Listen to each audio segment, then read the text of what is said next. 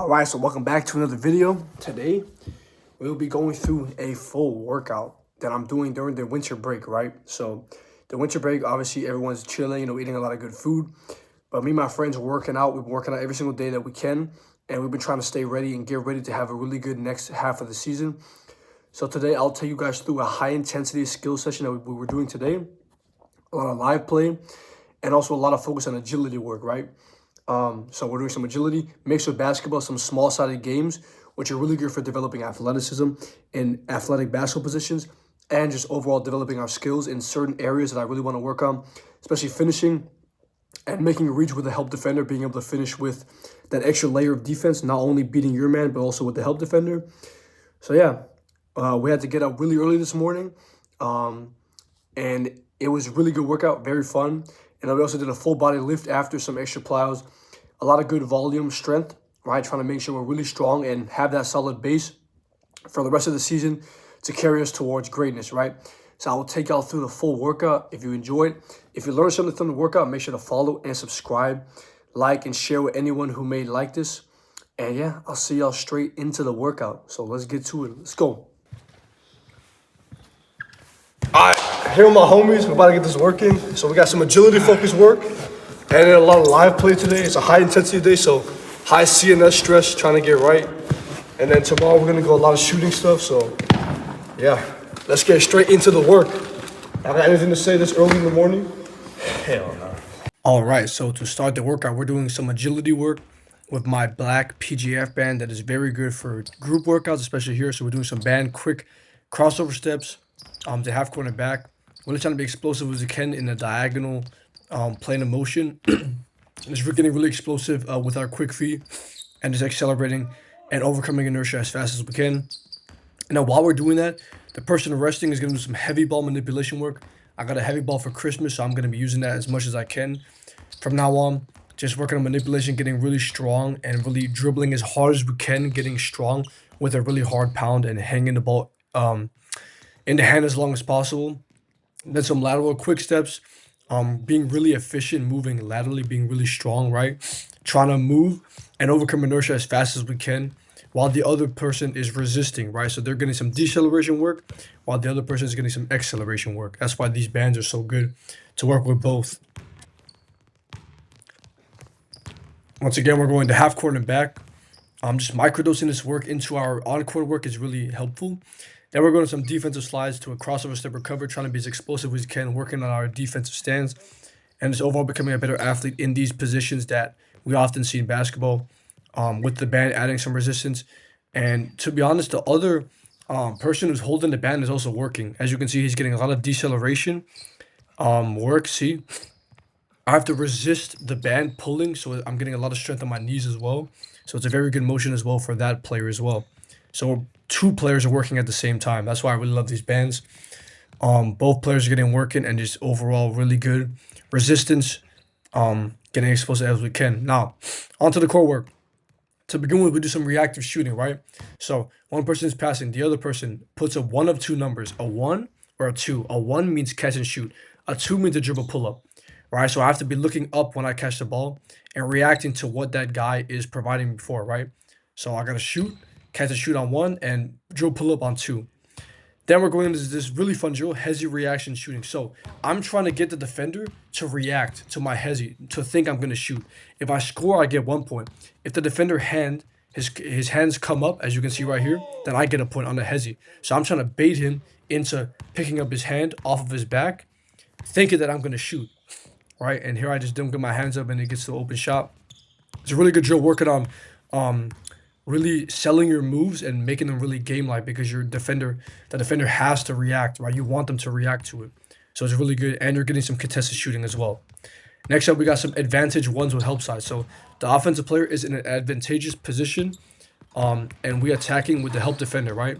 So we're focusing on when you blow by the first line of defense, can you attack the second line of defense and attack efficiently? So that's what we're working on right here. So we're going first to 3 makes on each side.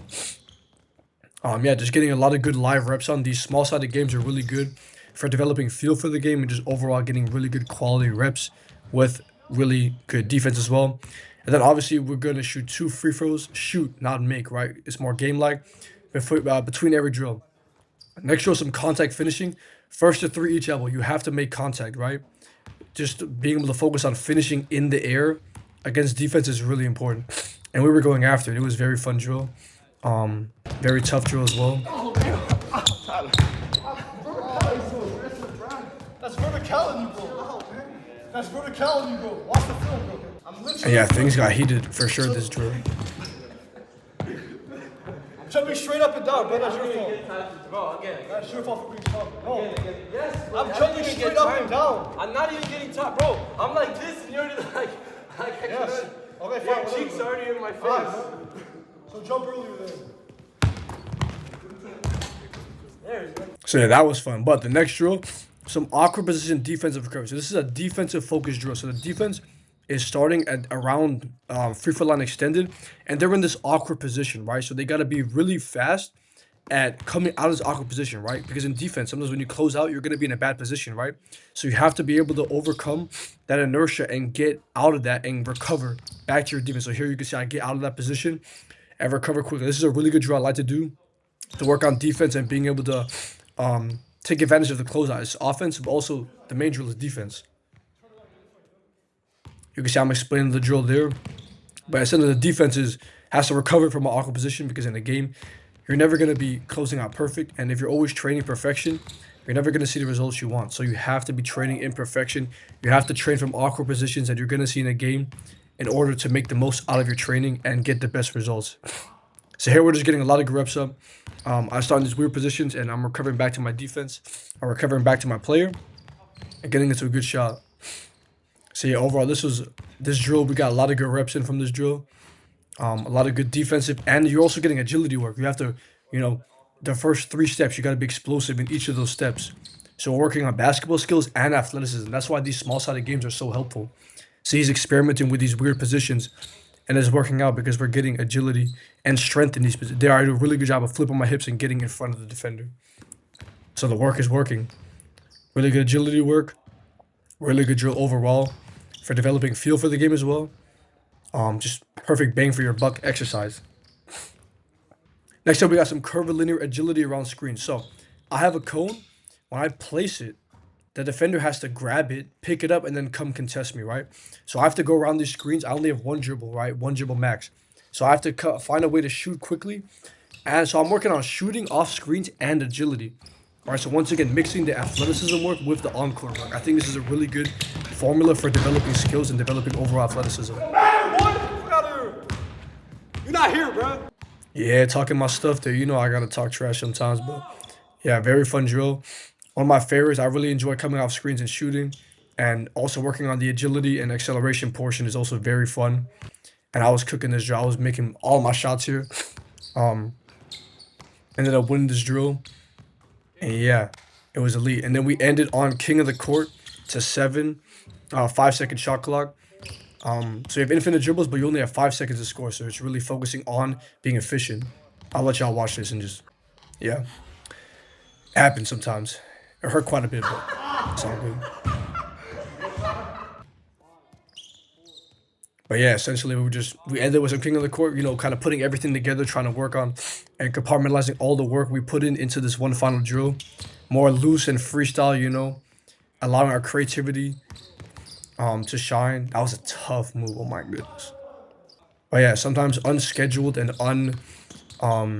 things that aren't as organized are very important as well for just developing overall feel for the game. So that's where this comes in. My defense felt really good here. I was really felt like I was locking up and staying in front of my man. Here I do a really good job. Boom. Too hard in defense. Too hard.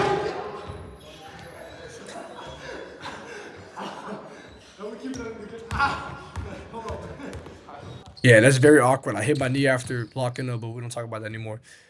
All right, so we had to leave the gym early. We're going to try to go to the other gym, Svenneman, try to get more, play more live. If we can, then we're just going to lift there. So yeah, hopefully we can do that. So we'll finish the workout. All right, so no more basketball, but we ended up doing our full body lift. So started with some double leg bounding for our plyometrics, working on horizontal force production, and trying to be really explosive with minimal ground contact. working on that stretch reflex, then some Little shock rebound, pause you're trying to jumps. absorb, and it's like, look, you're not jumping, you're landing and absorbing. Okay? So I explained it here, but we want to land and absorb that force and rebound quickly. Two little mini bounces, 4. So you're learning to eccentrically absorb force. In that eccentric force All the overload. eccentric force going out to your knees and legs, kind of absorb. Really great for overall eccentric rated force development. And then some single leg eccentric overload leg press. Really good for overloading the eccentric portion of a lift and getting really strong in this position, as this is how you develop a lot of your force and your power. All right, so making sure we do that on both legs, resting around 10 seconds between legs to minimize the central nervous system fatigue and overall fatigue in your legs. And we ended up doing some alternating bench press. So I went pretty heavy, 30 kg, alternating one. So working on that core and stabilization of the trunk. When one dumbbell is down, one is up. So all three of us did that. And then we did some split stance RDLs with a barbell, really overloading the hamstring and the posterior chain of a single leg.